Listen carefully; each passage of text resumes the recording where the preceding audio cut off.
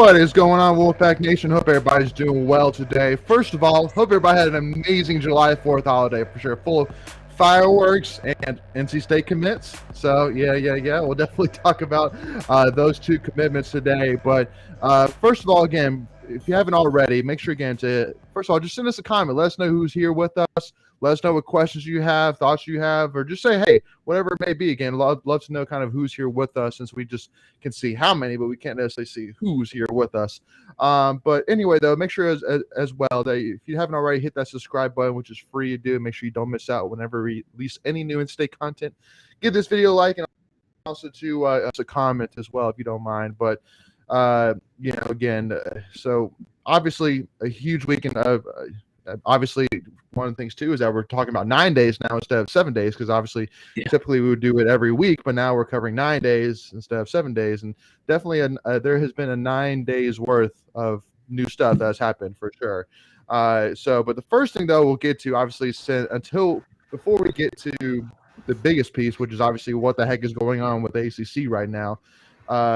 First of all, we got to jump into our Tuffy's Weekly Rewind. So with that being said, let's jump right into it.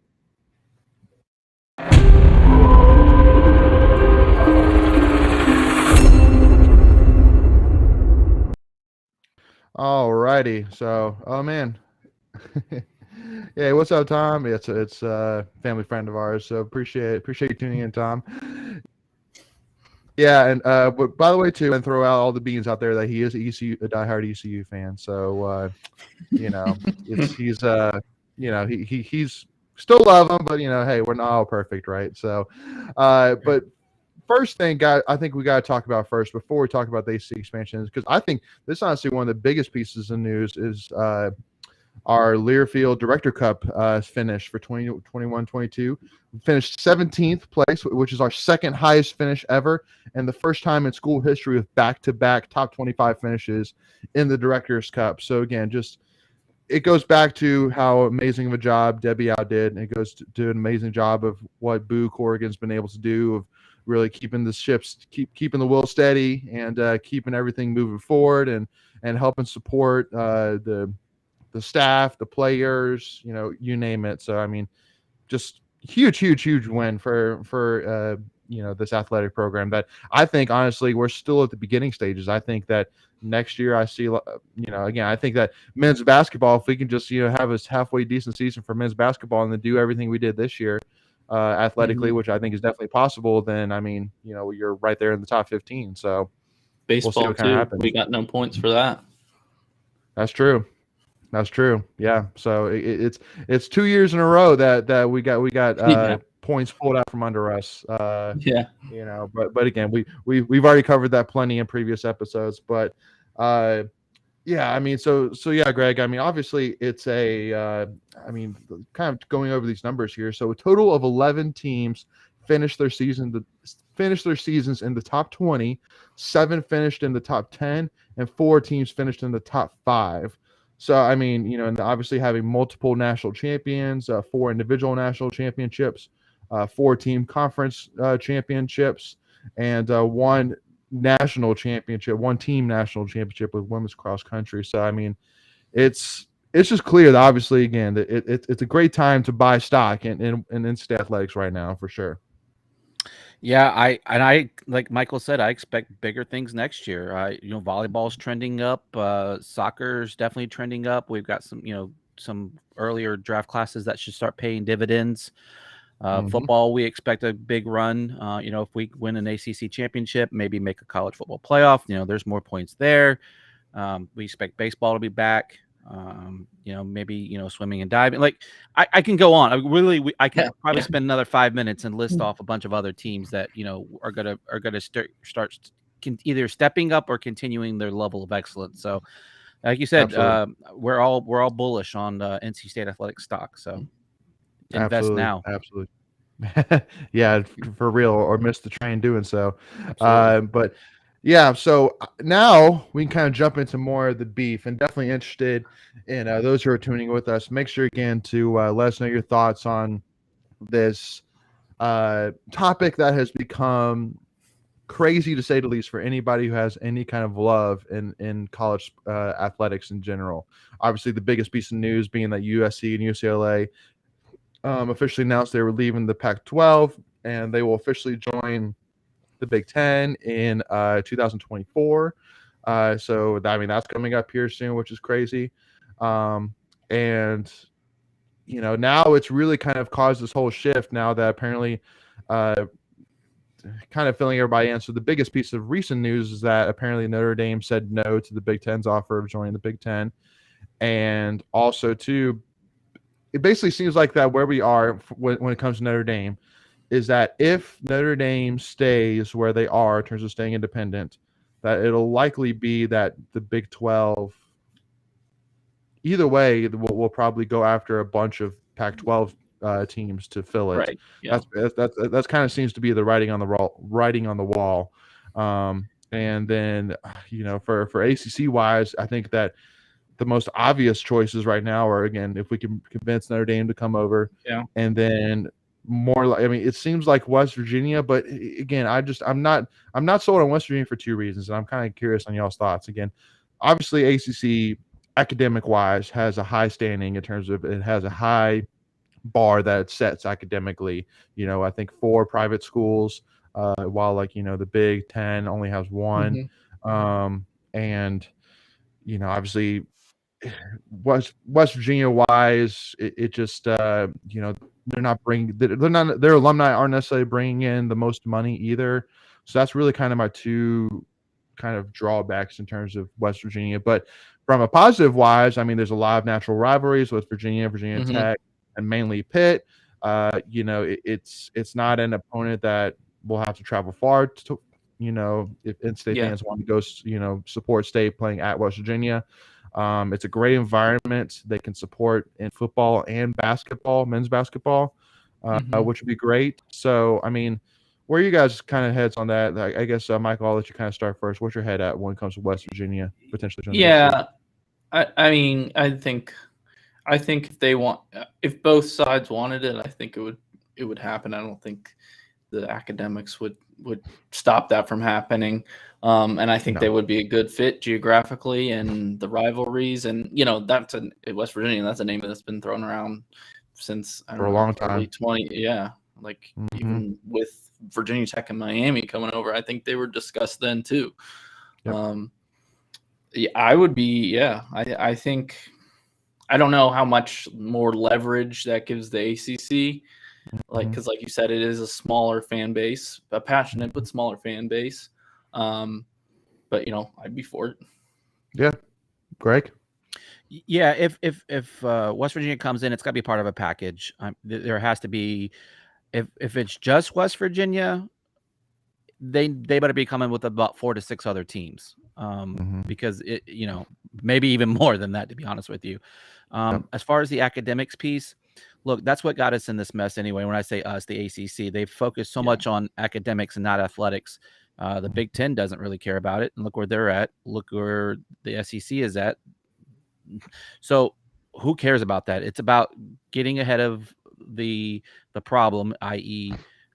Being left in the dust. Right now, the ACC is barely holding on to 3rd place in this whole thing.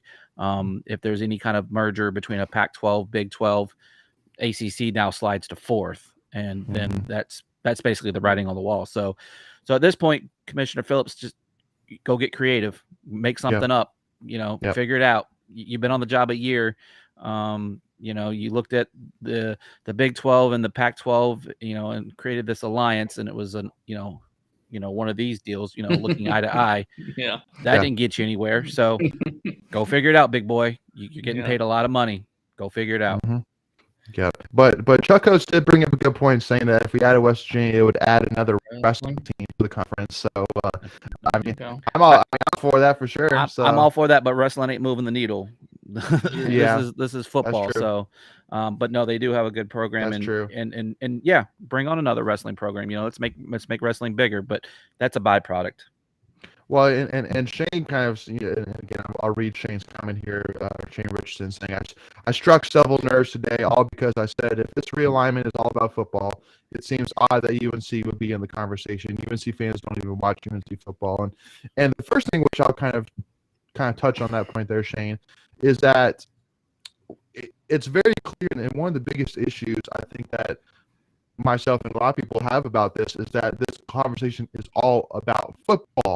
But for schools such as NC State, where we're not just all about football, we're about women's basketball, we're about baseball, we're about men's basketball, wrestling. This isn't even about men's basketball, which basketball is a huge thing. So it literally has nothing to do with that. So again, why is all of this basically why is an entire schools gonna basically, that's all decided by football, going to impact every single sport, and because again, there's a lot of interesting scenarios now, and especially because again, like football, they have a lot of finance behind it, so they have, you basically have a charter plane, but like for school, for like a lot of sports that have the financial backing, again, keep this in mind, that don't have planes to charter that, will do like a charter bus or things like that. What if there's like these scenarios of like some Pac-12 teams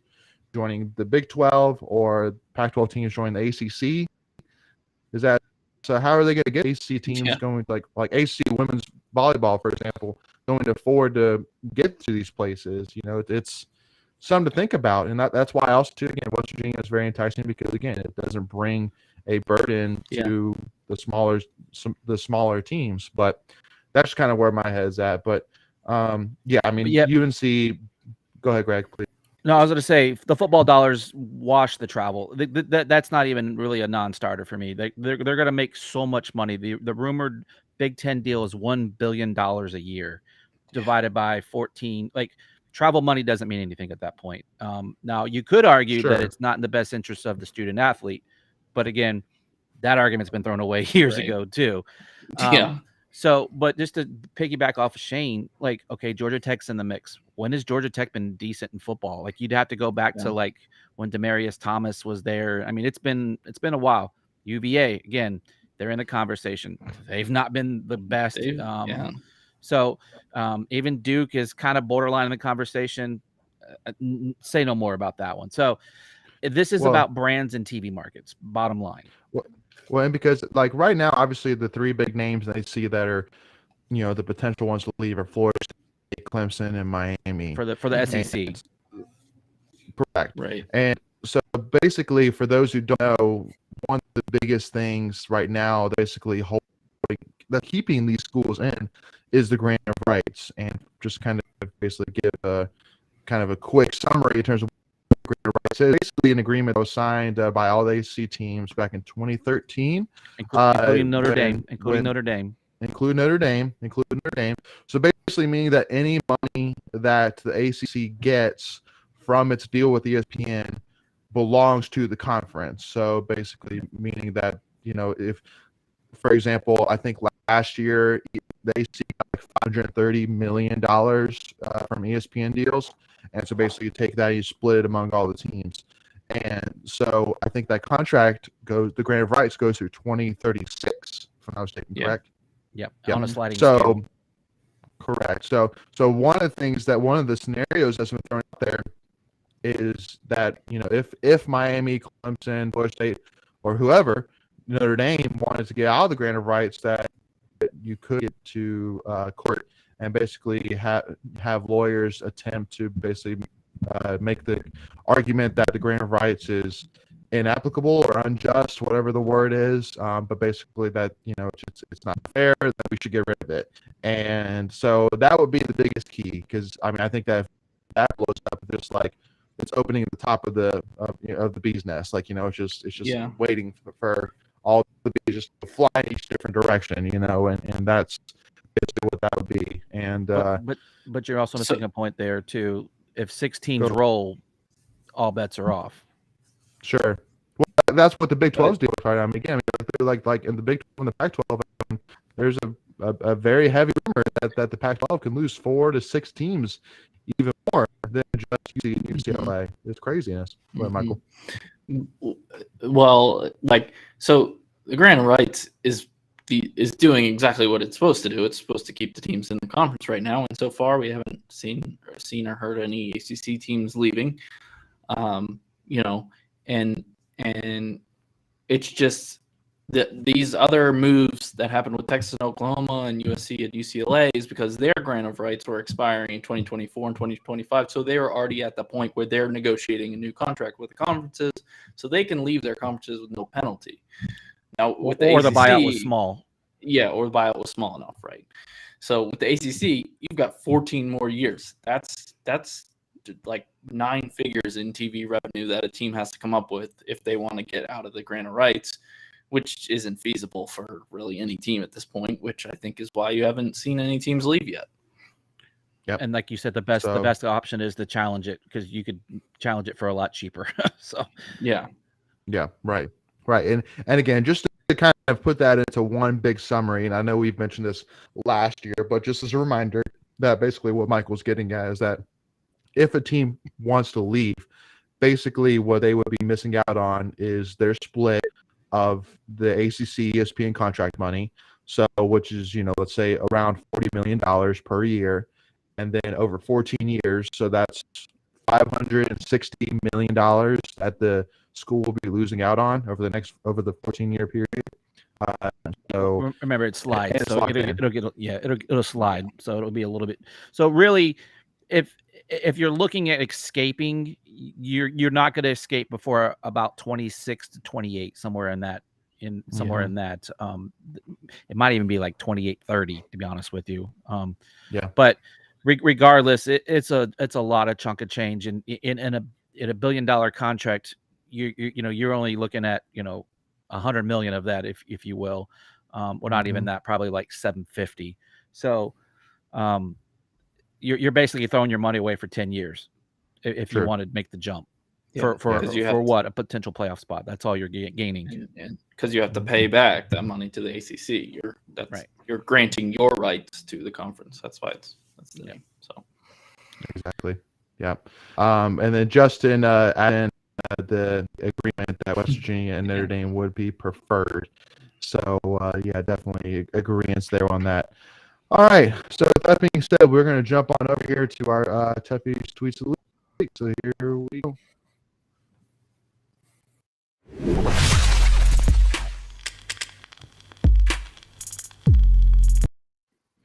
So first tweet that we wanted to bring up, one by Dennis Dodd, announcing that CBS Sports has confirmed that the ACC and Pac-12 have discussed a quote-unquote loose partnership that include a quote-unquote championship game in Las Vegas as a way to get ESPN to pay more.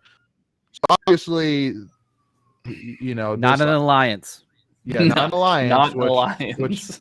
Which again, I guess the Big Ten and the Pac-12 and the Big Ten just pissed all over that alliance the first time around. But again, it's just obviously basically what this is. Basically, ESPN, kind of probably said something to obviously CBS Sports saying, hey, it's kind of enticing if we were to have a Pac-12, I guess the top Pac-12 opponent compete against the top ACC opponent in a championship game in Las Vegas. So, that'd be cool. Probably, I guess, in the new Raider Stadium. So, sure, that'd be cool.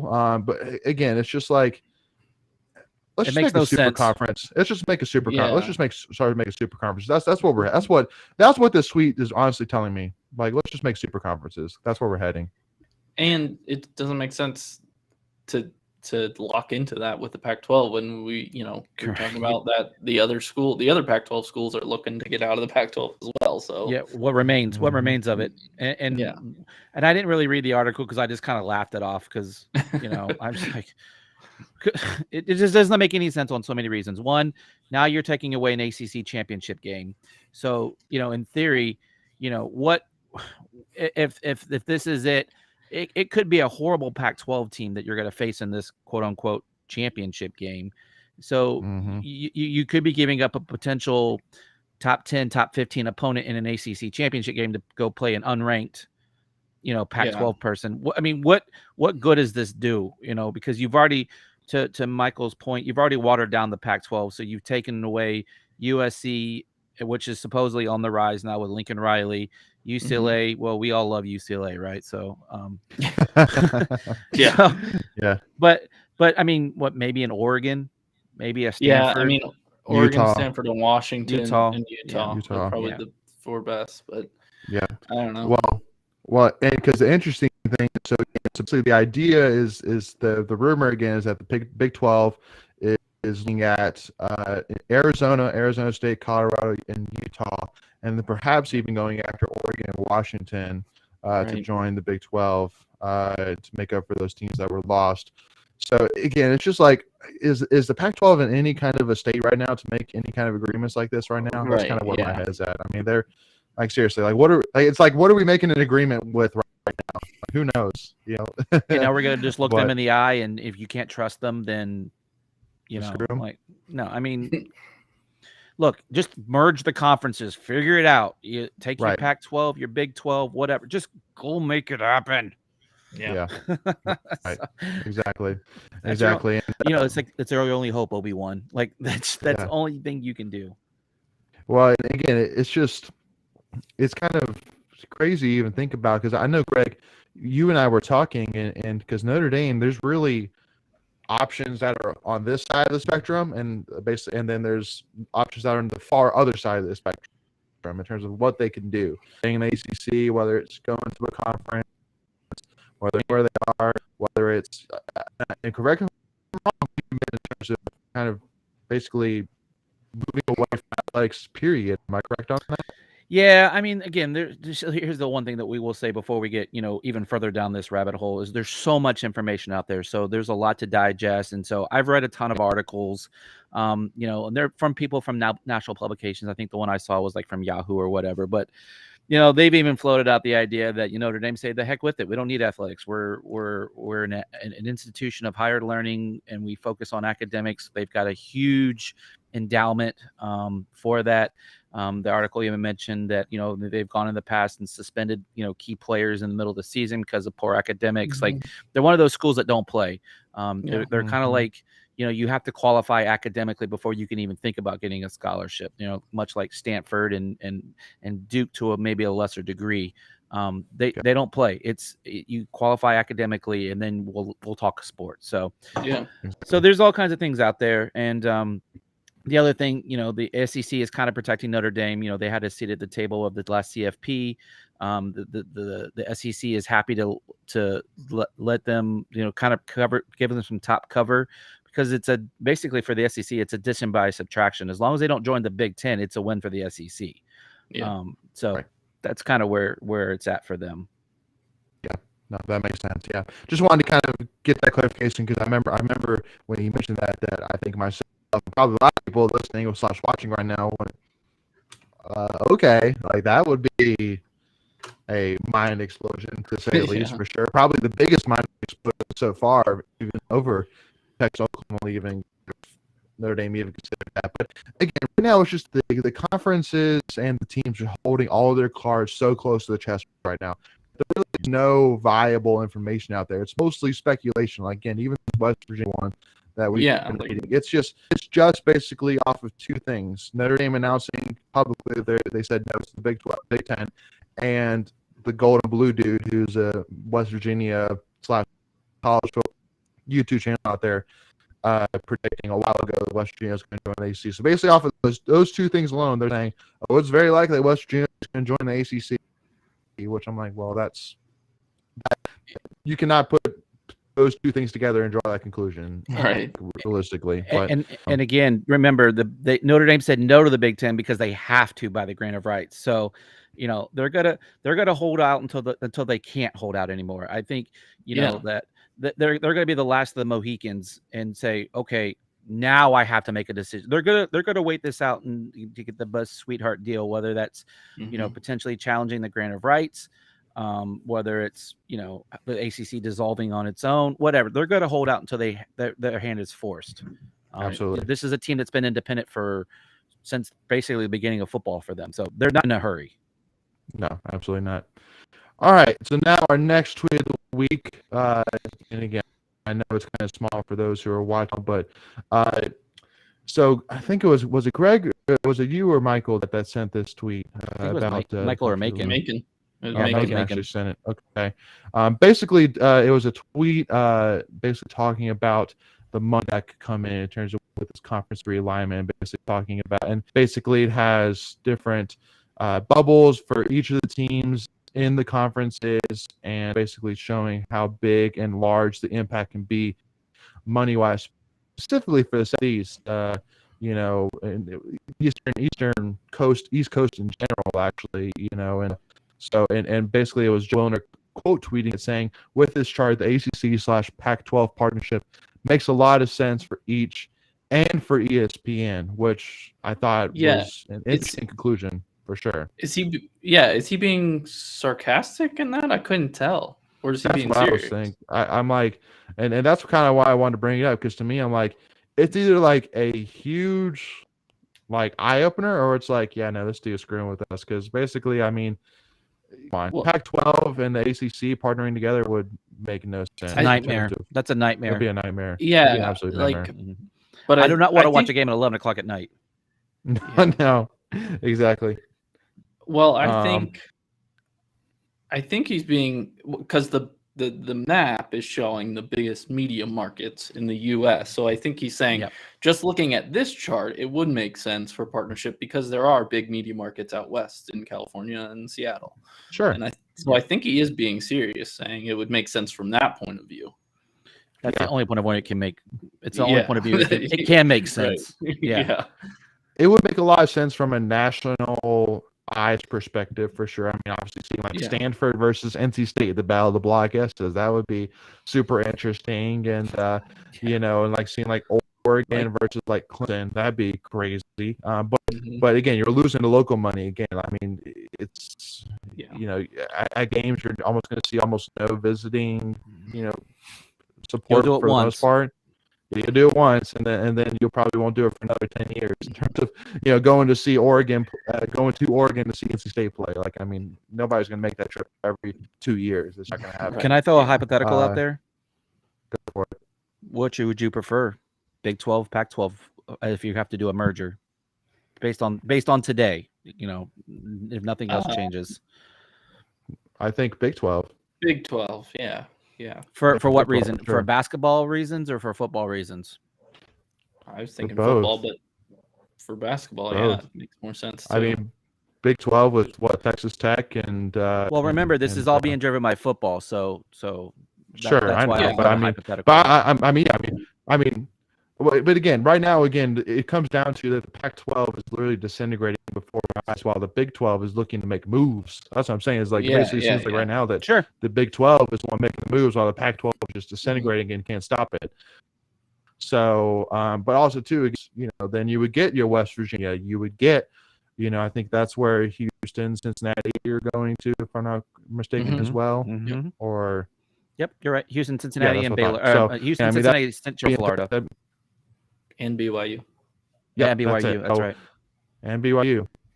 So again, I mean, there's a lot of interesting matchups there and a lot of interesting potential there. But also too, it's just not really as much of a stretch in terms of travel wise, because Pac-12, every single team that we're considering right now is all the way on the West Coast, while most of these teams are Central, at farthest kind of deal, Central U.S. at farthest. So you have you have a couple of mountain, but your point's still fairly valid. Yeah. No, absolutely. So, but again, it all comes down to that. I think that the case scenario is that the best case scenario right now is hold on to what we got and focus on making sure the grant of rights holds up, and then do all that we can to try and get Notre Dame in on the ACC, because I think that if Notre Dame comes into the ACC, then you're immediately in the same spot. I mean, adding Notre Dame will be huge for the ACC. Yeah, I don't think they need to add anybody else if they can get Notre Dame full time in football. And here's the other thing to remember too, and I don't want to get too far into what we talked about with Joe last night, but remember he said you don't have to add multiple teams. So if we add one, if it's just Notre Dame, who cares? Like we don't have to. They don't have to have a dance partner anymore. And just to clarify, because of the news about getting rid of the divisions. Correct. Yeah. And that's nuts too. Which again, I didn't. We haven't even that's talked news. about that. On a, Yeah, I know. Oh, by the way, that's big news. Jeez, I know. it is. It is big Well, news. again, I mean, just covering 9 days instead of 7 days. So, Yep. But yeah, I mean, obviously, so I guess we can kind of touch base on that real quick Sure. in terms of We're there. again the getting rid of the divisions starting, and I mean it's obviously interesting. And again, basically, there's 2 different state fan perspectives on the 3 teams that we play every single year in a home back and forth, which is Clemson, Duke, and UNC. UNC is no shocker. I actually like Duke. I think that Duke is just kind of adds that local excitement a little bit. You know, I know that obviously Duke is nothing to write home about with football right now. I get that. But because also too, this would this also be for basketball as well? No, just strictly football. It's just football. Yeah, because there's no divisions in basketball. Yeah. Right. Okay. That's what I thought. Just wanted to confirm that. So Benjamin said he likes it, and yeah, I mean, I think it's cool. Again, like you're basically, because 2020, the thing I loved about that year is playing Georgia Tech, playing Miami, playing Duke, playing you know, again, it was a lot of different teams that you normally wouldn't play, and because every single year is pretty much like, okay, who did we play home last year? We're going to play them away this year, and whoever we played away this year, we're playing them at home next year, and then so forth. So like the schedule release wasn't ever, in my opinion, really that interesting, because you already knew way years in advance who your non-conference opponents are going to be, and then you know pretty much for the most part, because of it's a cycle, who your conference opponents are going to be. So it's like forward to an ACC schedule release, but now it's like, I mean, it's a little bit exciting. So, but. So the one thing I'll say about it is, you know, historically, and I'm going to say historically, when I say historically, the last 20 years, right? We've struggled against Clemson, so that's typically been a loss. You know, so hopefully that we, you know, last year we erased that demon, and then hopefully now we'll get them again. We've been more on the positive against Carolina, and Duke is obviously we haven't played Duke very much in the last 20 years, but they've struggled with the exception of like 1 or 2 years. With that being said, if you're going to take a loss against Clemson, at least you're getting it back with Duke, and then usually, you know, 50-50 with Carolina. So I think that's pretty fair if you think about it in those terms. Yeah. I was thinking it was going to be Wake Forest, which I did too, because that rivalry, is runs deep, 100 years, more than 100 years. I think it's 120, right? It's a long time. It's a long one. Yeah, I think it's only second to Carolina and Virginia. Yeah, I know people were upset about that. But like you said, with Clemson, that's going to be a tough game every single time, and we're probably going to lose more than we win. So having that easy win against Duke in there it kind of balances out. So I do like it. But again, it just comes back to it today again, that kind of what I was trying to finish saying earlier, but I kind of never got back to. Again, basically, there's state fans are thinking it 2 ways. Basically saying, "Oh my gosh, like we have to, we still have to play Clemson every single year." But then there's the other side, including myself, saying, "Well, if you want to be that football program that's top of the ACC, competing every single top 25, competing for ACC championship, then I'm really okay with every single year having a top 10 matchup on my schedule just from Clemson alone." And so another thing to add to that about playing Clemson is this whole conference realignment is all about brands. Playing Clemson on a national stage every year will help with our brand. Yep. Sure. Yep. That's true. That's a good point. And the interesting thing is I don't think this is going to be permanent. Like the way they released it only looked like it was going to be like a 4-year, 5-year spread. So that potentially they could reevaluate this and see how it works itself out. And there may be some tweaks to it. So keep that in mind, that because this is the way it plays out today, doesn't necessarily, and assuming we stay together as an ACC conference, right? So that obviously drives the conversation, but and maybe in 5 years they might revisit it and tweak it. So don't get too upset. Forest and and because man, all of us talked to say that. That wasn't me. I wasn't saying anything. You go like, okay. Well, again, obviously too, one of the biggest state fans' pet peeves has always been, and we actually, this was a part of our things that state fans never say, was giving the Coastal Division crap. And because I think the stat is that in the last 10 years, every single team in the Coastal Division has seen an ACC championship game appearance at some point. Yep. While on the Atlantic side, it's pretty much only been Wake Forest last year, and then then Florida State and Clemson flipped it back and forth. So the other 9 years, so much more competitive for sure on the Atlantic side, and especially this year. Like again, I don't even have it up here, but again, didn't even talk about either about how FPI has this as like a 1.1% chance to make it to the college football playoff. But that's okay. It is what it is. You know. The one thing I'll say though about the new alignment, that as I was listening to ACC radio today, I think last week or something, they were talking about this. Only 1 year in the last 12 years had this format been in place, the two best teams would still met each other in the ACC playoff or championship game. So it's been kind of consistent, but now they're just spreading it out a little differently. I think I did see that too, but it's also that the Coastal Division winner is only playing Coastal teams. Correct. Traditionally, the bottom teams in the Coastal have been worse than the bottom teams in the Atlantic. Yeah. So and that was my argument when I was yelling at the radio when I was coming home from work. No, you're cherry picking it. Like, yeah. No, and again, I think that one of the biggest kind of drawbacks is, well, what if you have a rematch in the championship game? And I'm not necessarily really against that. I mean, I think it's honestly more like, again, if I'm in state, let's put it this way: like if I'm in state and we beat Clemson, but we have to Clemson again in the championship game, is more nerve-wracking? Yes, because but I mean, I think it's a lot more exciting because it was.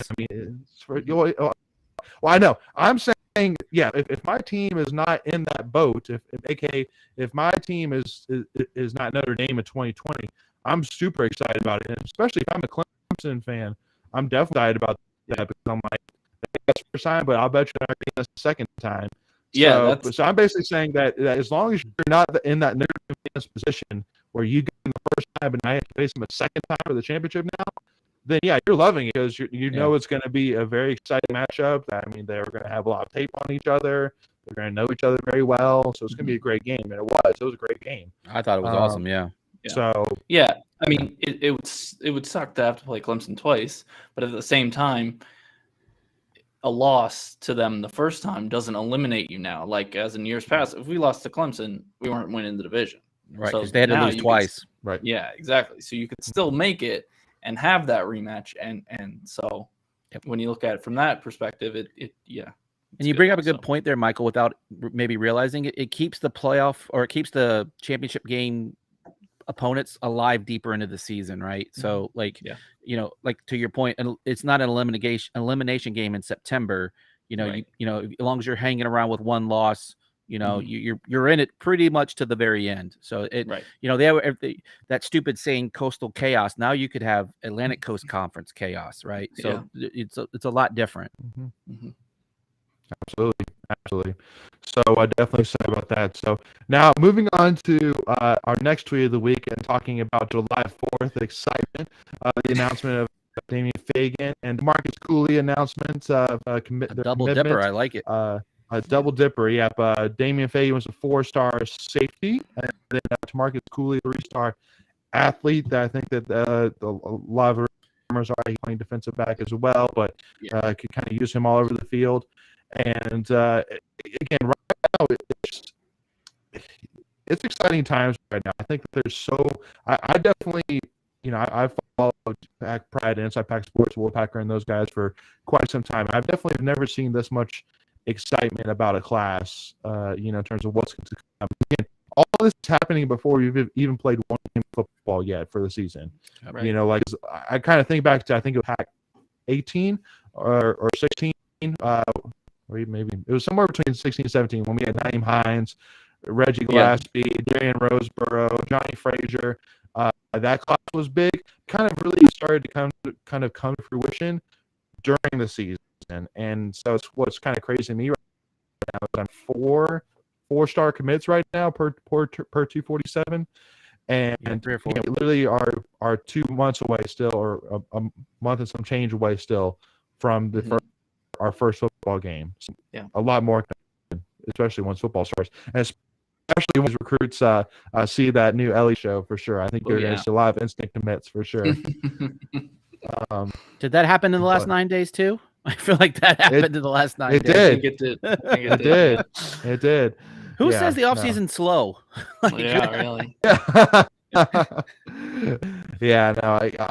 I just think it's going to be crazy. It's going to be so cool, so huge. And because one of the things that we put out as well, and for those who didn't see it, I was actually eating lunch on Tuesday, and I was just on YouTube, and there was a video of a guy who kind of recorded some of the recruits during the official visit to UNC. So me being curious, I was like, well, let me watch it to see kind of what a UNC official visit is like. Oh, we lost him. My fault. Oh, he's back. I was trying to turn the PowerPoint off and turn my video off by accident. And Tamarcus Cooley was there, and then Kevin Concepcion. And basically Tamarcus Cooley was saying that Kevin, Tamarcus, Noah Rogers, and he also patted a UNC 4-star wide receiver commit as well, saying we're all going to be playing together. And so not even a couple of days later, Tamarcus commits to NC State, and obviously there's a lot of potential of Kevin Concepcion, 4-star wide receiver, coming to state as well. And then Noah Rogers, I mean, we all know a bit more about it. We've kind of talked a little bit off air about it, but I mean, there are a ton of signs that Noah Rogers is by no means locked into Ohio State. Everybody says, well, he committed to Ohio State. Verbal. Well, again, it's a verbal commitment, and there's a lot of reasons for a verbal commit because, and this happened, and again, just a reminder, this happened with Johnny Frazier from my conversations with him, that basically he committed to Florida State, not because he was necessarily 100% sold, but because if he didn't commit, then he was going to lose that scholarship side. So I think that is a very likely possibility to commit to Ohio State, because Ohio State had a ton. They were getting commits from 5 stars, 4 stars left and right. So probably more likely the Ohio State coaching staff said, if you don't commit to us, then we're going to have to move on and give this scholarship to somebody else. I truly think that is a very, very likely scenario. Yeah, I don't think you have to wear a tin hat to come to that conclusion. Yeah. No. I mean, the tea leaves are out there. If you just spend 5 minutes looking at different Instagrams, Twitters, I said Twitters and Instagrams. I feel like I'm a boomer now. I just said that completely bad. But I mean, the Twitters. But no, the signs are out there. I mean, who was? I think it was Cooley that said that I wasn't giving up on you, and I think that was directed at Noah Rogers. Was that right, or was it Lex, or maybe both? I can't remember. There's been a couple. There's been a couple guys that said that Noah Rogers. So it's very clear that the commitments in general have said. Noah Rogers. Yeah. So this isn't just three crazy guys on a podcast saying this. Like if you go out there, the potential is still there. We're not saying it's gonna happen. We're not putting our lock of the week on it. So you're saying there's a chance. Mm-hmm. Yeah, and because one other sign which we kind of talked about this again offline as well, but a lot of times when somebody is committed, most of the time in the player's bio on their social media, they'll put, Florida State commit, NC State commit, Ohio State commit. Well, no, Rogers is not putting in his biography Ohio State commit. He hasn't put anything. So that's a definite sign too. And then I truly think as well, because again, he still has official visits to take. So if you hear, if you in Wolfpack Nation hear that Noah Rogers is taking his official visit to NC State, I'm taking that as a huge, huge likelihood that he's going to commit to state, because you can bet the house that Kevin Concepcion, Tamarcus Cooley, Lex Thomas, all those guys are going to be with him during that visit. Court press. And it's going to be Noah Rogers is going to sell right in. You know it. Mm-hmm. I to me, this kind of has a huge reading as well, like Darian Roseborough kind of deal, where he was kind of borderline between Michigan and NC State, and then once he visited, he committed on the spot right before the game started. I still remember seeing it and telling Nielsen, and Nielsen jumping on him, putting him in a headlock, and like, yeah. So that was still one of the funniest I've ever seen. And was but he? yeah, And was Go he? He was committed to Michigan too before that, and then flipped. he was. Because I remember now because he committed a live stream. I remember Macon and we were trying to pull it up because we couldn't get it up, and then we saw that he committed on Twitter or whatever it was to Michigan, and yeah, he flipped to us. So, yeah, It can be so done. Yeah, the precedent's out there. Yeah, it's out there. So, and this next tweet kind of builds off of it. But Damon Fagan, the 4-star safety, is currently the highest ranked out-of-state kid that Dave Doran has ever landed, if he signs, of course. And Wolfpack Stead tweeted that. And to me, because I mean, the highest graded recruit that Doran's ever got signed is actually Johnny Frazier, believe it or not. And which, I mean, unfortunately that didn't really work out. But to me, it just comes back to that the NC State brand is growing. Not only North Carolina people know about NC State, nationwide people are starting to know about NC State and know, we're coming. Like I truly think that Doran has done a spectacular job of, again, not just taking off, and he's literally built everything from the ground up. He's really built first floor. He's built the second floor. He's done piece by piece, and I think that he's built it to last. And because, I mean, for example, again, I think it speaks wonder again to the culture that not only pretty much all the players that we can control. I mean, it literally took pretty much until the deadline where we basically said, listen, we have scholarship numbers we have to meet, so we have to let people go. That's pretty much but also too for the coaching staff to not leave either. I think that speaks wonders too. So again, just gotta, for me, I'll take a second to really just kind of give them hats off once again, specifically, but the staff in general in terms of what they've built here. I think that it's speaking over and over again right now.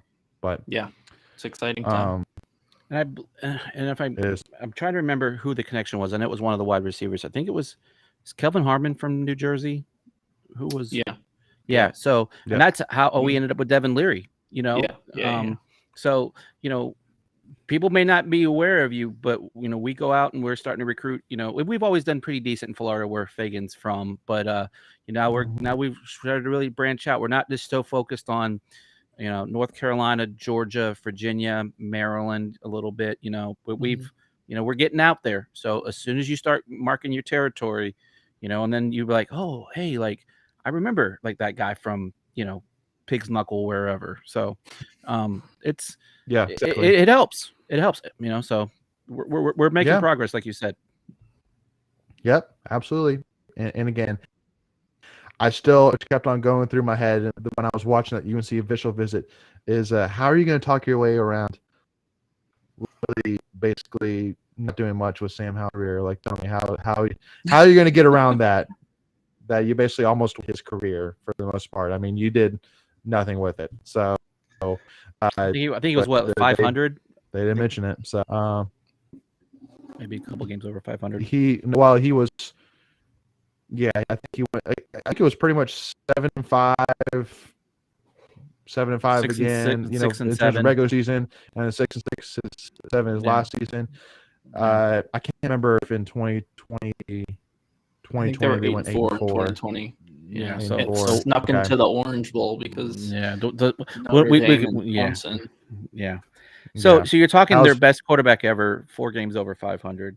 So yeah, exactly. It's a shame.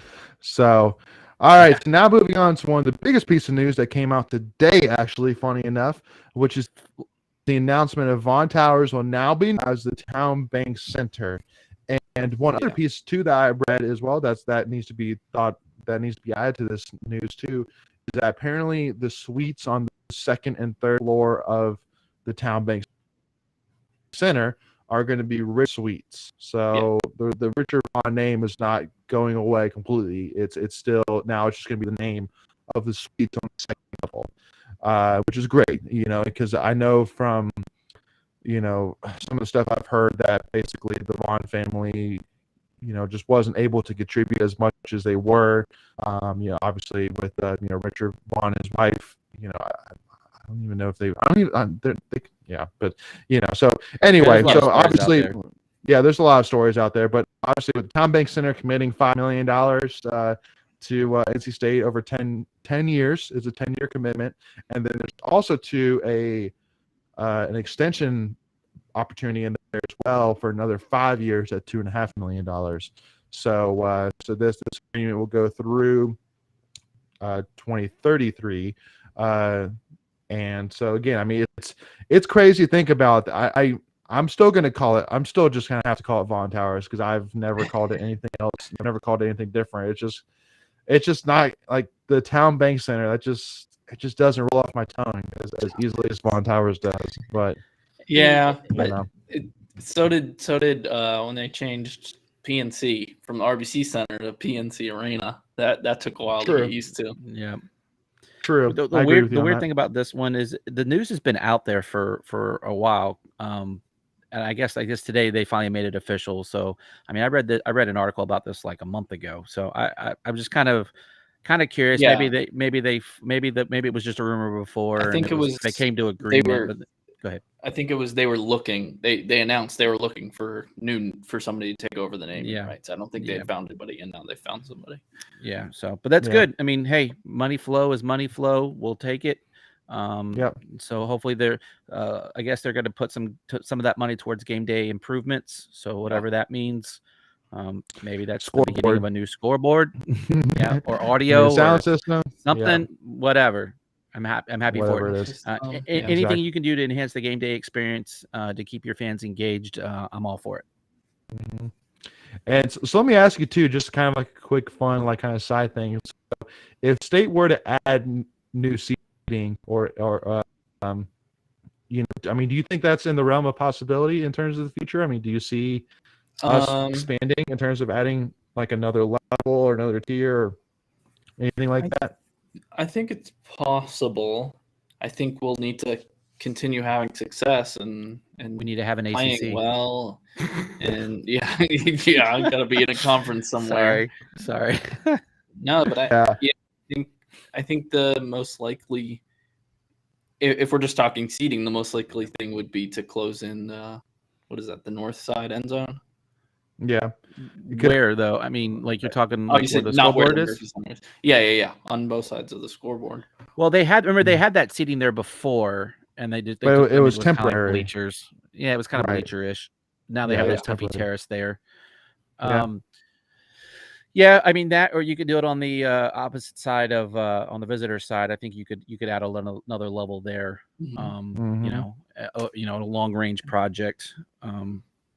Yeah, but definitely, I think before you do any of that, I think you honestly have to do a huge redo of Carter Finley because I mean, obviously, it's over 50 years old. So I think that if you were going to expand anything, you would just need to redo specifically a lot of pieces, and specifically, and a lot of State fans know what I'm talking about. But on the visitor side, there's this one stair that is a little bit shorter than the rest of them, and it's painted yellow, but people trip over it left and right. So honestly, to me, it's like I'd rather just fix that so I don't have to literally watch people trip over a yellow stair every single time somebody goes up it.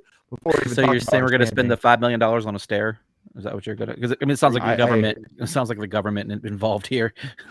But it's so frustrating because it's like my seats are right beside it. So I'm literally like watching them, and I'm just like saying, "Watch so it's just a random stair in the aisle." Just again, it was just a flaw when they originally built Carter Finley that there's one stair that's a little bit shorter than the rest of them, and so people trip on it every single time. And it's literally it's literally painted yellow.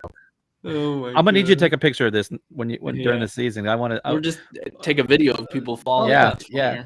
We should do an over under every week on people tripping. How many? Oh, guaranteed. Whatever number you put out there, guarantee it's over. Guaranteed. It's almost every single time. It's annoying. That's funny. So, my seats are on the home side, so I've never experienced it. So I might have to come over just say hi, just so I can see it. Yes, no, for sure.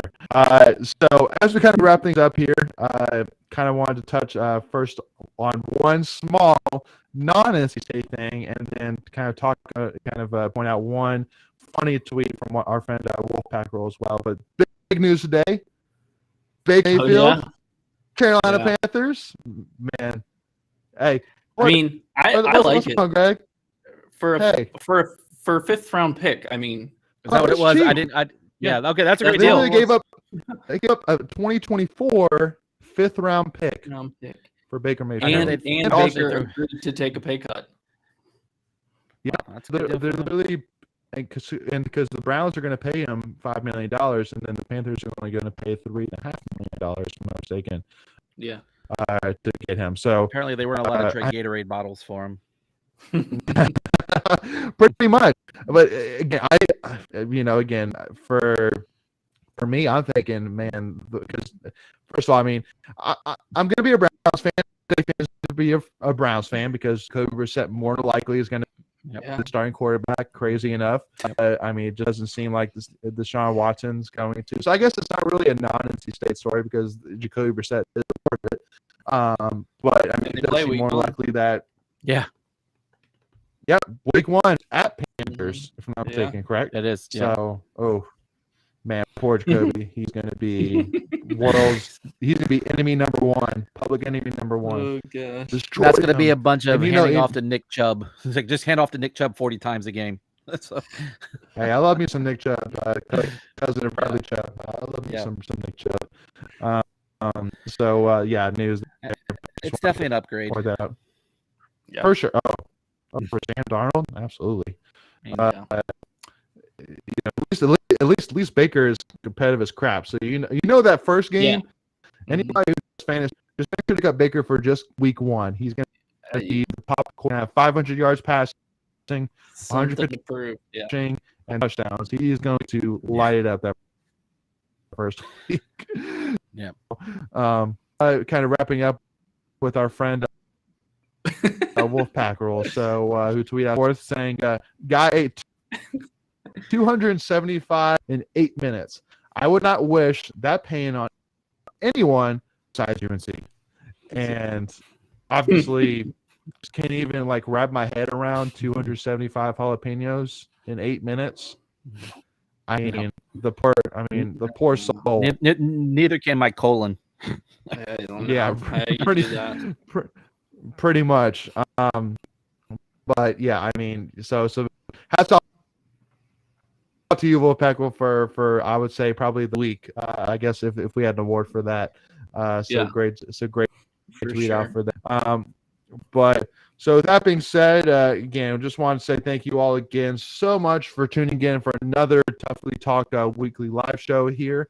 Again, we will be going back to Monday, so Monday 8 p.m. So we'll be covering 9 days to covering 5 days. Well, there'll be no stories next week. Yeah, exactly. We're just gonna be sitting here, So make sure to tune in with us Monday 8 p.m. back here on our YouTube channel, and make sure again to make sure you do not miss out when we go live. Make sure again hit that subscribe button, and also too, if you haven't checked out part 1 of our interview with Madison Hayes, make sure to go do that right now. And part 2 will be coming out tomorrow, late afternoon, early evening. So make sure to keep an eye out for that. And also to give us a follow, Tuffy Talk Now on Twitter, Instagram, if you haven't already. Again, it's been a very exciting offseason. That's the thing. I mean, for the most part, and it's free to do. It's free to do. Mm-hmm. So just subscribe and follow us on Tuffy Talk Now on Twitter, Instagram. It's free to do. But thank you all so much again for tuning in. Really do appreciate the support again. And hey, as always, go Pack, y'all. See y'all soon. All right. Thank y'all again.